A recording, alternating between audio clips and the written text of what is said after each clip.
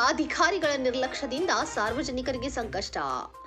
ಬೆಳಗಾವಿ ಜಿಲ್ಲೆ ರಾಮದುರ್ಗ ಪಟ್ಟಣದ ಭಾಗ್ಯನಗರದ ಮುಖ್ಯ ರಸ್ತೆಯಲ್ಲಿ ಚರಂಡಿ ಕಾಮಗಾರಿ ಆರಂಭಿಸಿ ತಿಂಗಳುಗಳು ಕಳೆದರೂ ಇನ್ನೂ ಪೂರ್ಣಗೊಂಡಿಲ್ಲ. ಅರ್ಧಕ್ಕೆ ನಿಂತಿರುವ ಕಾಮಗಾರಿಯಿಂದ ಸ್ಥಳೀಯ ನಿವಾಸಿಗಳು ಪ್ರತಿನಿತ್ಯ ತೊಂದರೆ ಅನುಭವಿಸುತ್ತಿದ್ದಾರೆ. ಅಗೆದಿರುವ ಚರಂಡಿಯನ್ನು ಮುಚ್ಚದೆ ಬಿಟ್ಟಿರುವುದರಿಂದ ವಾಹನ ಸವಾರರು ಮತ್ತು ಪಾದಚಾರಿಗಳು ಅಪಾಯದ ನಡುವೆ ಸಂಚರಿಸಬೇಕಾದ ಪರಿಸ್ಥಿತಿ ನಿರ್ಮಾಣವಾಗಿದೆ.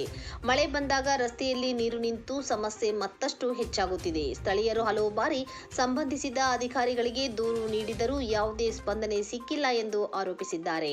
ಕೇಳುವವರಿಲ್ಲ, ಹೇಳುವವರಿಲ್ಲ. ಕಾಮಗಾರಿ ಯಾವಾಗ ಪೂರ್ಣಗೊಳ್ಳುತ್ತದೆ ಎಂದು ಸಾರ್ವಜನಿಕರು ಪ್ರಶ್ನಿಸುತ್ತಿದ್ದಾರೆ.